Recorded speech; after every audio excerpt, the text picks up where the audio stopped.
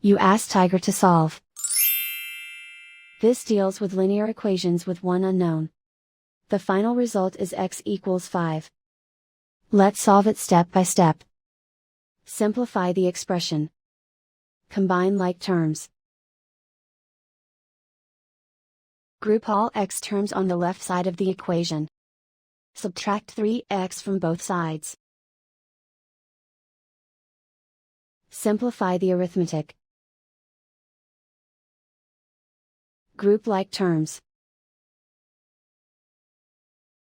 Simplify the arithmetic. Isolate the x. Divide both sides by -2. Cancel out the negatives. Simplify the fraction. Cancel out the negatives. Find the greatest common factor of the numerator and denominator. Factor out and cancel the greatest common factor.